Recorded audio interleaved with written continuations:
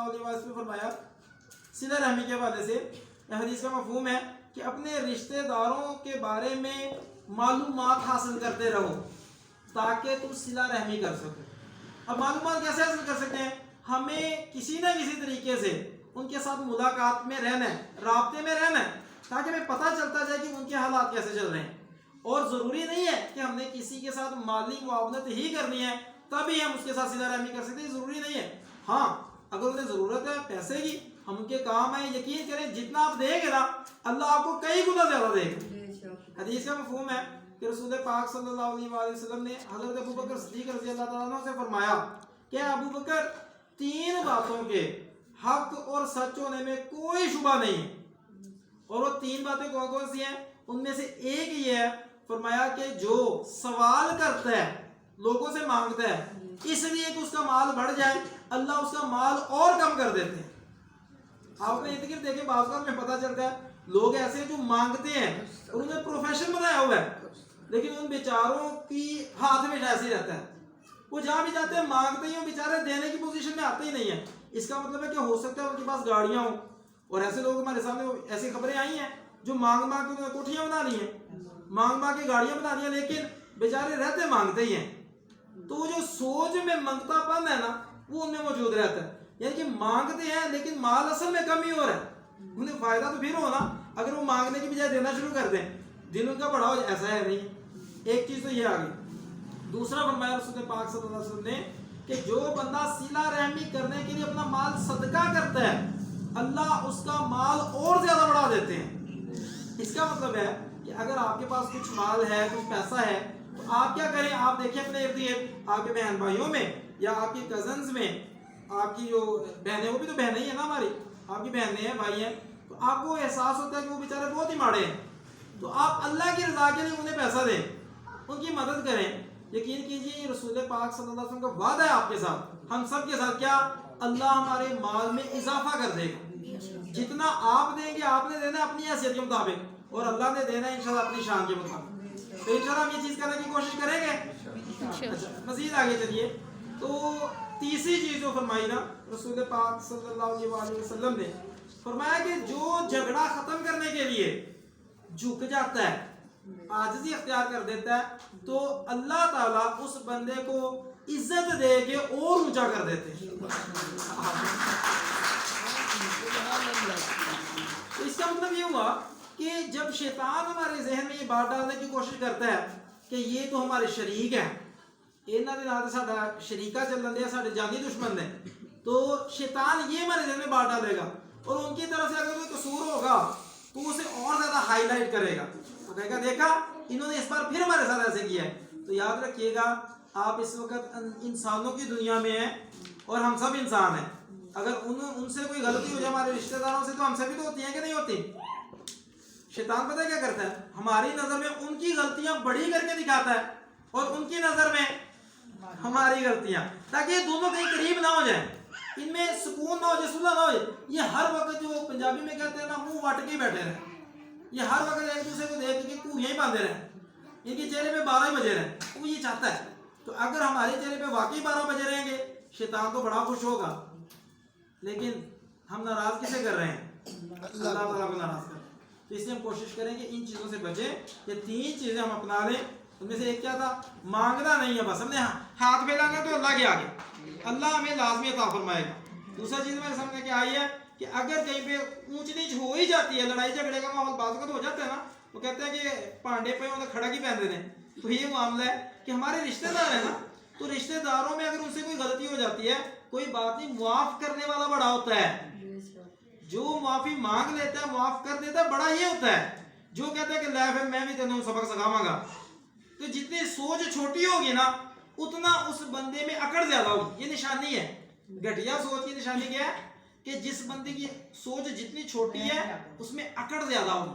वो कहेगा मैंने तो नहीं से माफ करना। और जरा पंजाबी की मिसाल है, वो कहता है कि लेस लसूड़े दी ते आकड़ चूड़े दी। क्या मतलब इसका? कि सोच का जो बंदा छोटा होगा उसमें अकड़ उतनी ज्यादा होगी। इसलिए हम ये देखें, इसका मतलब किसी खास जात की तरफ इशारा नहीं मैं कर रहा, ये सोच की बात होती है। जितनी सोच छोटी है उतनी अकड़ ज्यादा है। अच्छा मुझे एक बात बताइए, سب سے جتنے بھی انسان اب تک آئے ہیں اور قیامت تک آنے ہیں، سب سے زیادہ اونچی ہستی والی انسانیت کون گزرے بلا؟ رسول پاک صلی اللہ علیہ وسلم. ایسے ہی ہے جی. اب آپ مجھے یہ بتائیں کہ رسول پاک صلی اللہ علیہ وسلم نے اپنے ذاتی بدلے لیے ہیں یا معاف کیے ہیں؟ تو اگر ہم کہیں کہ نہیں جی میں تے بدلہ ایسا لواں گا کہ اللہ کو پتہ جائے گا، انہاں دی نسلاں یاد رکھنی ہیں، تو پھر ہمارا تعلق کوئی رسول پاک صلی اللہ علیہ وسلم کے ساتھ بن رہا ہے؟ رسول پاک صلی اللہ علیہ وسلم نے تو مجھے اور آپ کو معاف کرنا سکھایا، اور ہم کیا کہیں کہ نہیں جی ہم نے بدلہ لینا ہے، ہم نے معاف نہیں کرنا. تو شیطان پتہ کیا کہتا ہے؟ اگر آپ نے معاف کیا تو تسی تے تھلے لگ جاؤ گے. وہ ہمارے دل میں ڈالتا ہے کہ پھر جناب سارے کہیں کہ لے جو کی سی بس. تو یہ گھریلو جو ہماری لڑائیاں ہوتی ہیں اس کی بھی بڑی وجہ کیا ہوتی ہے کہ جناب وہ لڑائی جھگڑے چھوٹی چھوٹی بات پہ وہ جب بیگم صاحب اگر ناراض ہو گئی ہیں تو شوہر کہتا ہے اگر میں نے منا لیا تو بڑی بڑی کوئی قیامت آ جانی. اور اگر شوہر ناراض ہو گیا بیگم کہتی ہے کہ لے انجی دے انجی صحیح. جیسے کہتے ہیں نا ایک جگہ پہ کیا ہوا کہ وہ میاں بیوی میں وہ لڑائی ہو گئی، کوئی اونچ نیچ ہو گئی، تو جناب وہ اب اگلے ان میں نا سائلنس چل رہا تھا کہ بعض اوقات ہمارے لڑائی جھگڑا یا اونچ نیچ ہو جاتی ہے نا، کوئی جھگڑا ہو جاتا ہے خدا نخواستہ، تو پھر نا بات کرنی بعض اوقات بندے میں دونوں پاسے چپ ہو جاتے ہیں. اچھا اب ہوا کیا، اگلے دن شوہر صاحب کی فلائٹ تھی، صبح سے فلائٹ پہ جانا تھا، تو اس نے پرچی لکھ کے رکھ دی پاس اپنے تکیے کے پاس کہ صبح میری 5 بجے فلائٹ ہے تو اس لیے مجھے تم نے 3 بجے جگا دینا ہے. اب اس کی جب آنکھ کھلی تو 6 بج چکے تھے، اب وہ گھنٹہ لیٹ ہو گیا ہوتا ہے. اسے بڑا غصہ آیا اور اس کی جب آنکھ کھلی تو اس نے دیکھا اس کے ارد گرد پرچیاں پڑی ہوئی تھی بہت ساری. ایک پہ لکھا ہوا تھا 2 بج چکے ہیں اٹھ جائیے، ایک پہ لکھا ہوا تھا 2:30 بج گئے ہیں، 3 بج گئے ہیں. تو یہ کیا ہے کہ یہ جو ہمارے معاملات ہیں نا کہ چھوٹی چھوٹی بات پہ جو اکڑ ہے تو شیطان جو ہے اس سے ہمیں نفرتیں ڈالنا چاہتا ہے. اور اللہ فرماتا ہے کہ تم میرے بندے ہو سارے کے سارے تو آپس میں مل جل کے رہو. اب دیکھیں نا ایک والد صاحب ہیں، ان کے بیٹے بھی ہوتے ہیں بیٹیاں بھی ہوتی ہیں. مجھے بتائیں والد صاحب یا والدہ وہ خوش ہوتی ہیں اگر وہ بیٹے یا بیٹیاں ایک دوسرے کے ساتھ ہر وقت تو میں پڑے رہیں؟ غصہ آ کے تو کہتے ہیں یار کیا میں کس مصیبت میں پڑا ہوں. انہیں آپس میں ایک دوسرے کے ساتھ مل کے بیٹھنا ہی نہیں آتا. وہ ابا جان بھی پریشان ہوتے ہیں کہ ایک دوسرے کے ہر وقت دستوں گریباں ہوئے رہتے ہیں، ایک دوسرے کی انسلٹ کرتے رہتے ہیں، لڑائی جھگڑا ان کا ختم ہی نہیں ہوتا، یہ آگے چل کے میرے بعد کیا کریں گے؟ ابا جان پریشان ہوتے ہیں نا، ماں بھی پریشان ہوتی ہے کیونکہ انہیں پسند نہیں ہے کہ میرے بچے آپس میں لڑیں. تو اب یاد رکھیے گا جتنی محبت مجھ سے میری ماں کرتی ہے آپ سے آپ کی مائیں کرتی ہیں، جتنی محبت آپ سے آپ کے والد صاحب کرتے ہیں ان سب سے کہیں بڑھ کے ہمارا اللہ کرتا ہے ان سے محبت. تو کیا اللہ یہ پسند کرے گا ہم چھوٹی چھوٹی بات پہ منہ بنا کے بیٹھے رہیں؟ اللہ پسند نہیں کرتا. اس سے کوشش کریں کہ اپنے دل کو بڑا کریں اور معاف کرنے کا جذبہ اپنے اندر پیدا کریں اور محبتیں بانٹنے والے ہوں. رسول پاک صلی اللہ علیہ وسلم نے جنت میں جانے کا ایک فارمولہ عطا فرمایا اور یہ بڑی خوبصورت حدیث مبارکہ ہے. اور یہ وہ چیزیں کہ جو ہماری نظروں سے اوجھل ہیں اور اس کا نتیجہ پھر کیا نکلتا ہے؟ جب یہ چیزیں نظروں سے اوجھل ہوتی ہیں تو پھر ہم انہیں کسی کھاتے میں نہیں گنتے. اب رسول پاک صلی اللہ علیہ وسلم کی حدیث مبارکہ صحیح مسلم میں الفاظ ہیں، فرمایا کہ والذی نفسی بیدہ، رسول پاک صلی اللہ علیہ وسلم قسم کھا رہے ہیں. اب آپ مجھے ذرا اپنے دل سے ذرا سوچ کے بتائیے کیا رسول پاک صلی اللہ علیہ وسلم کو قسم کھانے کی ضرورت ہے؟ ان کی زبان مبارکہ سے تو کبھی حق اور سچ کے علاوہ کچھ نکلا ہی نہیں ہے، لیکن پھر بھی قسم کیوں کھا رہے ہیں؟ تاکہ ہم ذرا دھیان سے بات سنیں کہ کوئی بہت بڑی بات ہونے لگی ہے. فرمایا والذی نفسی بیدہ، قسم ہے اس ذات کی جس کے ہاتھ میں میری جان ہے، لا تدخلون الجنہ، تم میں سے کوئی بھی جنت میں نہیں جا سکتا. فرمایا حتی تؤمنوا، جب تک کہ تم ایمان والے نہ ہو جاؤ، مومن نہ بن جاؤ. اور فرمایا ولا تؤمنوا، اور تم مومن ہو ہی نہیں سکتے حتی تحابوا، جب تک کہ تم آپس میں محبت نہ کرنے لگو.